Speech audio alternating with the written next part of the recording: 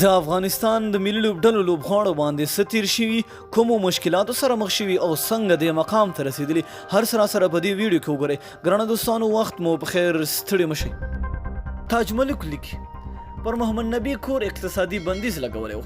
ورته ویلي و چې کار نه کوي، 1 روپۍ هم نشته، خو مور یې په پټه خرچه ورکوله. یو ورځ هستي ګل او محمد ثاقب یې میلمانه شوي و، ترې راغلی و، بیا ټول له حجرې تښتېدلي و. حمید حسن ته یې کور اجازه نه ورکوله چې کرکټ وکړي. هلکان له پېښور نه کابل ته روان و. حمید حسن کریم ته ویلی و چې ادرس راکړه، سبا د کور له اجازې پرته درځم.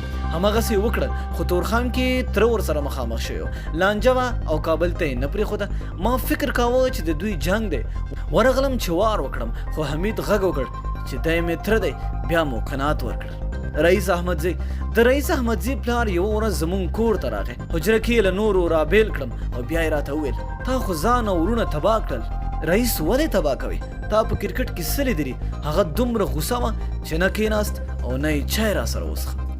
د نوروز منګل پلار نوروز له کرکټ نه منې کړی و. یو ټرکټور یې ورته اخیستی و او غوښتل یې خوست ته واستوي چې کار پرې وکړي.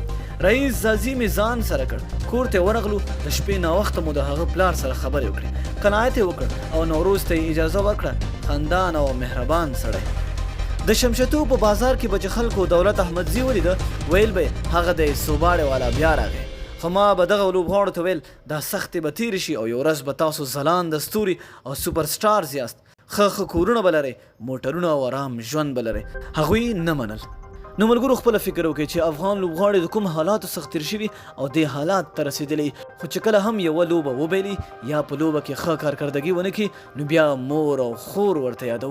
لاندې په کمنټ کې خپل نظر را سره شریک کړئ. تر بل ویډیو د الله په امان.